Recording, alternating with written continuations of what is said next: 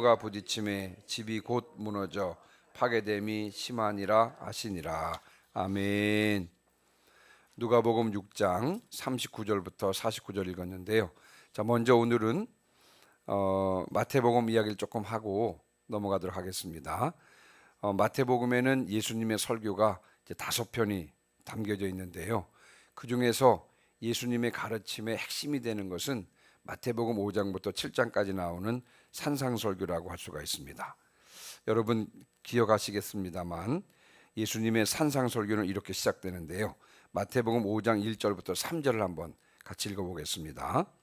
한번 띄워주시면요. 마태복음 5장 1절로 3절 말씀입니다. 같이 읽습니다. 시작. 예수께서 무리를 보시고 산에 올라가 앉으시니 제자들이 나아온지라 입을 열어 가르쳐 이르시되 심령이 가난한 자는 복이 있나니 천국이 그들의 것임이요. 아멘. 이때 상황을 잠깐 살펴보면 수많은 사람들이 예수님께 나와왔습니다. 그래서 예수님께서는 이 무리를 보시고 산에 올라가 앉으셨고요. 그리고는 제자들이 나왔는데 예수님께서 입을 열어서 가르치셨다 그랬습니다. 그러면서 이제 팔복의 말씀을 하시면서 산상설교가 시작되는 장면이 마태복음 5장 1절로 3절 말씀입니다. 자, 이제 우리가 누가복음 6장으로 한번 돌아가 보시면요. 여러분 누가복음 6장 12절을 한번 보시겠습니다. 12절. 누가복음 6장 12절 여러분 눈으로 한번 보시면 예수님께서 산에 가셔서 밤새도록 기도하시고 12사도를 세우셨습니다. 자, 그리고 17절. 자, 17절 우리 앞부분만 같이 한번 읽어볼까요? 이 17절 시작. 예수께서 그들과 함께 내려오사 평지에 서시니 아멘. 자, 마태복음 5장 산상설교는 어떻게 시작되냐면요. 예수님께서 산에 올라가셔서 앉으심으로 팔복을 말씀하시면서 산상설교가 시작되는데, 그런데 누가복음은 산에서 내려와서 평지에 서셨습니다. 그리고 평지에 서셔서 이제 그때 많은 사람이 예수님께 나왔는데 20절 보시면요. 6장 20절 보시면 예수께서 눈을 들어 제자들을 보시고 이르시되, 마태복음에는 입을 열어 가르쳐 이르시되, 제자들이 나온지라 입을 열어 가르쳐 이르시되 이렇게 나왔는데 누가복음 20절에는 누가복음 6장 20절에는 예수께서 눈을 들어 제자들을 보시고 이르시되. 자, 그러면서 우리가 이미 살펴보았습니다만 20절부터 26절에는 네 가지 복을 먼저 말씀하시고 네 가지 화를 말씀하시는 것을 볼 수가 있습니다. 제가 왜 이렇게 설명을 드렸냐면요. 여러분 마태복음 5장부터 7장까지가 산상설교라 그랬죠. 자, 그런데 누가복음에는 6장 20절부터 49절을 보통 우리가 뭐라 그러냐면요. 평지설교라 그럽니다. 평지설교. 마태복음 5장부터 7장까지 나오는 산상설교의 내용들이 어디에 나오냐면 바로 여기 누가복음 6장 20절부터 49절까지 나오는 평지설교에 나옵니다. 차이는 마태복음은 산상설교고요. 누가복음은 평지설교입니다. 예수님께서 산에서 계시다가 평지로 내려오셔서 평지에 서서 가르치고. 그래서 오늘 이제 평지설교의 그 마지막 부분을 다룰 텐데 마지막 부분이 마태복음 산상설교의 결론 부분과 같습니다. 그래서 이런 맥락으로 오늘 본문 이 평지설교의 내용들을 살펴봐야 될 텐데, 자, 우리가 오늘 읽은 39절부터 45절 말씀을 보시면요. 예수님께서는 네 가지 비유를 말씀하십니다. 여러분 한번 눈으로 따라와 보실까요? 제가 곧 설명을 좀 드릴 텐데요. 자, 39절은 맹인의 비유가 나오고요.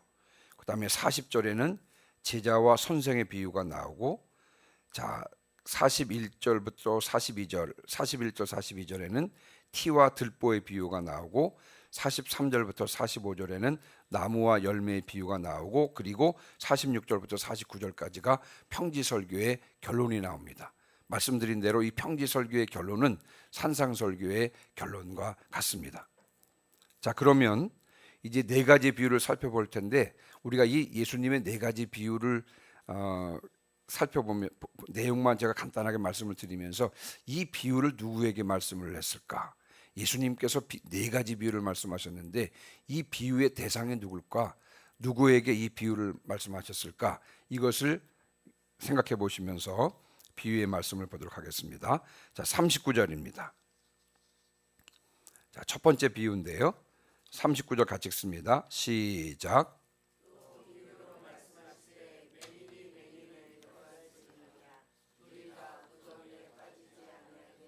아멘. 자, 첫 번째 맹인의 비유인데요. 질문이 두 가지가 나옵니다. 첫 번째, 맹인이 맹인을 인도할 수 있느냐? 인도할 수 없다는 것이죠. 두 번째 비유, 두 번째 질문, 둘이 다 구덩이에 빠지지 아니하겠느냐? 둘 다 구덩이에 빠질 수밖에 없다는 것입니다. 그래서 결론이 뭐예요? 맹인은 맹인을 인도할 수 없다는 것입니다. 이게 이제 맹인의 비유고요. 자, 40절입니다.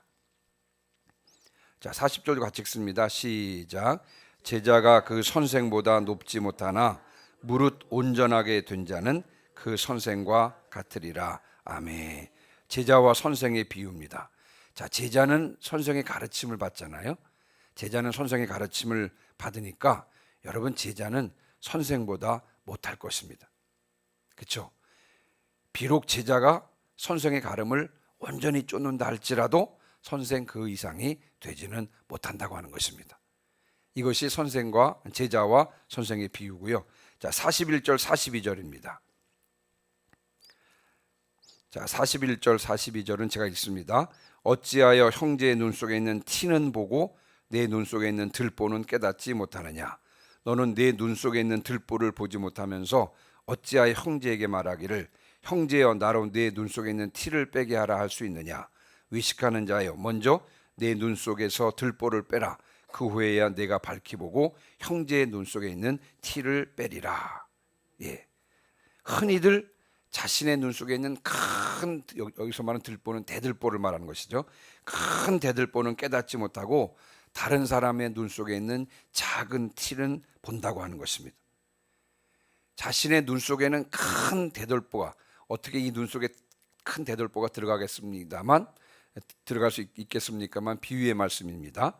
자신의 눈 속에는 큰 대들보가 있음에도 그것을 모르기 때문에요. 다른 사람의 눈 속에 있는 작은 티를 보면서 그 티를 빼려고 한다는 것입니다. 예수님께서는 그것이 외식이라고 말씀하셨습니다. 네. 자신의 눈 속에 있는 큰 대들보를 빼낸 후에야 비로소 다른 사람의 눈 속에 있는 티를 뺄 수 있다는 것입니다. 자신의 눈 속에 있는 큰 대들보를 빼지 않고는 결코 다른 사람의 눈 속에 있는 작은 티를 빼낼 수 없다는 말씀이기도 한 것이죠. 이게 바로 티와 들보의 비유입니다. 자, 마지막 43절부터 45절입니다. 자, 43절부터 45절은 같이 읽습니다. 시작. 못된 열매 맺는 좋은 나무가 없고 또 좋은 열매 맺는 못된 나무가 없느니라. 나무는 각각 그 열매로 아나니 가시나무에서 무화과를 또는 찔레에서 포도를 따지 못하느니라. 선한 사람은 마음에 쌓은 선에서 선을 내고 악한 자는 그 쌓은 악에서 악을 내나니 이는 마음에 가득한 것을 입으로 말함이니라. 아멘. 아멘. 나무와 열매 비유입니다. 예수님께서 하셨던 네 가지 비유 중에서 이제 마지막 비유, 나무와 열매 비유입니다. 나무로 열매를 안다는 것이죠. 그러시면서 예수님께서 계속 말씀하시기를 가시나무에서 무화과를 딸 수 있겠습니까? 딸 수 없다는 거죠. 찔레에서 포도를 딸 수 있겠느냐? 따지 못한다는 것입니다. 마찬가지로 사람은 마음에 가득한 것을 입으로 말하게 되어 있다는 것이죠. 선한 사람은 마음에 쌓은 선에서 선을 말하고 악한 사람은 마음에 쌓은 악에서 악한 것을 말한다는 것입니다. 자, 제가 이제 간략하게 이 네 가지 비유를 여러분께 말씀을 드렸는데 제가 이제 앞부분에서 말씀드린 대로, 자, 그렇다면 중요한 것은 예수님께서 이 비유에서 누구를 가리켜 말한 것일까요? 예수님께서 말씀하셨죠. 맹인은 맹인을 인도할 수 없다. 그럼 여기서 말하는 맹인은 누구를 가리키는 것일까요? 또 제자와 선생에 대한 이야기를 했는데, 자, 선생은 누구를 가리키는 것일까요? 또 그리고 자신의 눈 속에 있는 큰 대들보를 보지 못하고 다른 사람의 눈 속에 있는 작은 티를 빼려고 하는 사람은 누구를 가리키는 것일까요? 또 마음에 쌓은 악에서 악을 말하는 자는 누구를 가리키는 것일까요? 많은 성경 주석가들은요, 제가 이 부분을 찾아왔더니 이 비유에서 예수님께서 그 맹인으로 말하는 사람이 누구냐? 바로 당시에 율법을 가르쳤던 서기관과 바리새인들을 가리켜서 말씀하셨다. 그렇게 말씀하기도 합니다. 예, 그렇습니다. 여러분, 오늘 이 비유에 나오는 1차적인 대상은 누구냐 하면 이 비유를 서기관들과 바리새인들에게 빗대어 말씀하셨다고도 볼 수가 있습니다. 그런데 여러분, 이 비유를 한번 자세히 들여다보시기 바랍니다. 이 비유의 모습 속에서 누가 보입니까? 누구의 모습이 보입니까? 예, 우리들의 모습이 보이지 않습니까? 모든 인간의 모습이 보입니다. 이 비유를 통해서 내 모습을 볼 수가 있는 것입니다. 영적으로 무지하면서 다른 사람을 이끌려고 하는 사람이 누구입니까? 여러분, 우리 모든 사람들에게 바로 이런 성향이 있는 것입니다. 우리는 조금만 알아도 많이 안다고 생각해서 그것으로 다른 사람을 가르치려고 합니다. 그래서 우리는 여러분, 남을 가르치는 일에는 한계가 있습니다. 내가 영적으로 무지한 내가 남을 가르친다고 한들 무지한 내가 가르치는데 내가 가르치는 사람은 나 이상이 될 수가 없을 것입니다. 맹인이 맹인을 인도하는 모습밖에는 될 수가 없는 것입니다. 또 우리는 우리 자신에 대해서는 관대하지만 그러나 다른 사람에 대해서는 엄격합니다. 그래서 내 눈 속에 큰 대들보가 있음에도 불구하고 그것을 깨닫지 못하고 다른 사람의 눈에 들어있는 작은 티를 보고 그것을 빼려고 하는 것입니다. 이 얼마나 어리석은 일인 것입니까? 우리는 우리의 마음에 쌓아둔 것을 우리의 입으로 말합니다. 자, 그런데 여러분, 예레미야 선지자 말대로 만물보다 거짓되고 부패한 것이 바로 우리의 마음입니다. 우리의 마음에 대해서 예수님께서 이렇게 말씀하셨는데요. 마태복음 15장 18절 19절입니다. 같이 한번 읽어보겠습니다. 마태복음 15장 18절 19절 말씀입니다. 같이 읽습니다. 시작.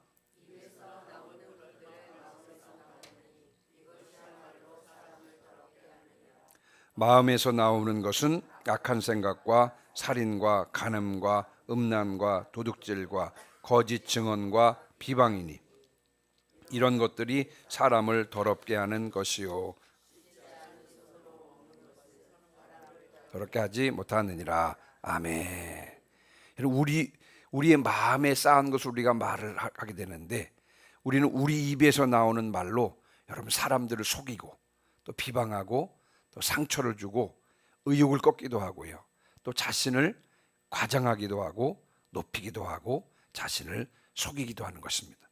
그러니까 예수님께서 말씀하신 이 네 가지 비유는 누구를 가리켜서? 바로 우리를 가리켜서 우리를 향해서 하신 말씀입니다. 그렇기 때문에 여러분 37절 한번 보시기 바랍니다. 37절. 37절. 비판하지 말라. 그리하면 너희가 비판을 받지 않을 것이요. 아멘. 예. 예수님께서 이렇게 말씀하신 이유가 바로 거기에 있습니다. 우리는 다른 사람을 비판하지 말아야 합니다. 왜요? 우리가 다른 사람을 비판하면 그 비판과 똑같은 기준으로 우리도 비판을 받기 때문에 그렇습니다. 또한 37절 계속 보시면요. 우리는 다른 사람을 정죄하지 말아야 합니다. 왜냐하면 우리가 다른 사람을 정죄하면 우리도 똑같은 기준으로 똑같이 정죄를 받을 것이기 때문에 그렇습니다. 37절 마지막 부분에 보시면 그러므로 우리는 무엇을 해야 한다고요? 다른 사람을 용서해야 합니다. 왜요? 나나 다른 사람이라 분명한 인간적인 한계를 가지고 있기 때문에 그렇습니다. 우리가 다른 사람을 용서할 때 우리 또한 용서를 받게 될 줄 믿습니다. 자, 그러면서 여기서 우리는 한 가지만 더 묵상해 보았으면 좋겠는데요. 자, 그러면 우리는 다른 사람을 가르치는데 한계가 있는 사람들이라고 말씀을 드렸죠. 자, 그런데 그럼에도 불구하고 하나님께서 우리에게 가르치는 직분을 주셨습니다. 자, 예를 들면 어떤 사람은 목사로, 또 어떤 사람은 교사로, 또 어떤 사람은 작은 목자로, 또 어떤 사람은 부모로, 또 어떤 사람은 할머니와 할아버지로 사실 하나님께서 우리에게 가르치는 기회를 주셨습니다. 그쵸? 교회 학교에서 교사로 가르치든지, 혹은 부모로서 자녀들을 가르쳐야 되든지, 혹은 할머니 할아버지로서 손자와 손녀를 가르치는 기회를 하나님께서 우리에게 주셨습니다. 다시 말씀을 드리지만 우리는 다른 사람을 가르치기에 분명한 한계를 가지고 있음에도 불구하고 하나님께서 우리에게 가르치는 사명을 허락해 주셨기 때문에 우리가 늘 다른 사람들을 가르칠 때마다 감사함으로, 또 겸손함으로, 사랑함으로 이 직분을 감당해야 하는 줄 믿습니다. 만약 그렇지 못하고요, 내가 잘나서 가르친다고 생각한다면 맹인이 맹인을 인도하는 경우만 될 것입니다. 그러면 나뿐만 아니라 내가 가르치는 그 사람도 구덩이에 빠질 것이 분명한 것입니다. 그래서 우리는 분명한 한계를 가진 존재임에도 불구하고 하나님께서 주신 기회와 직분에 대해서는 감사함으로, 또 겸손함으로, 사랑함으로 그 직분을 감당해야 될 줄 믿습니다. 자, 46절부터 49절입니다. 자, 이 부분을 우리 한 번 더 교독 한번 하시겠습니다. 제가 46절 읽고 여러분 47절 읽으시기 바랍니다. 너희는 나를 불러 주여 주여 하면서도 어찌하여 내가 말하는 것을 행하지 아니하느냐.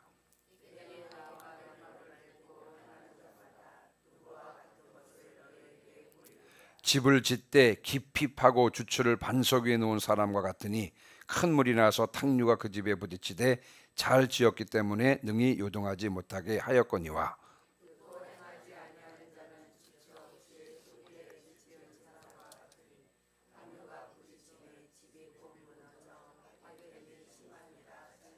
아멘. 평지 설교의 결론이라고 말씀드렸습니다. 산상 설교의 결론과 마찬가지입니다. 자, 여기 보면 여러분 46절 보면 너희는 나를 불러 주여 주여 하면서도 어찌하여 내가 말하는 것을 행하지 아니하느냐. 자, 우리는 어떤 존재냐면요, 주님을 주여, 예수님을 주여라고 부르는 자들이죠. 성령의 은혜로 주님을 주여라고 부르는 존재이지만 앞에서 말씀을 드린 대로 한계가 분명한 존재들입니다. 자, 그렇기 때문에 여러분 47절입니다. 47절에서 우리가 세 가지를 받을 때 내게 나와. 우리는 주님을 주여라고 부르는 존재들이지만 그러나 앞에서 말씀드린 대로 한계가 분명한 존재이기 때문에 먼저 주님 앞으로 나와야 하는 것입니다. 자, 두 번째, 내 말을 듣고 내 자신의 말이 아니라 주님의 말씀을 들어야 합니다. 자, 세 번째, 내 생각과 내 판단이 아니라 주님의 말씀대로 행해야 하는 줄 믿습니다. 자, 주님 앞에 나와서 내 말이 아니라, 내 자신의 말이 아니라 주님의 말씀을 듣고 내 생각과 내 판단이 아니라 주님의 말씀대로 행하면 어떻게 된다고요? 주님께서 말씀하십니다. 그 사람은 주추를 반석 위에 놓고 집을 짓는 사람과 같다고 했습니다. 탕류가 닥친다 할지라도 흔들림이 없다는 것입니다. 이 땅에 살아가면서 많은 유혹과 시험과 환난이 있어도 그 말씀대로 행하기 때문에 흔들리지 않고 견디며 나가는 중에 마침내 천국에 이르게 되는 줄 믿습니다. 만약에 그렇지 못하다 그러면 주님 앞에 나오지 않고 주님의 말씀을 듣지 않고 주님의 말씀을 행하지 않는다면 탕류에 부딪혀 집이 곧 크게 무너질 것입니다. 오늘 이제 말씀을 마무리하고 마치면서 나의 한계를 분명히 알고 하나님의 말씀을 듣고 그대로 행하여 흔들림 없이 본향을 향해서 나가시는 성도들 되시기를 주님의 이름으로 축원합니다. 아멘. 204장 찬송하시고 오늘 들은 말씀을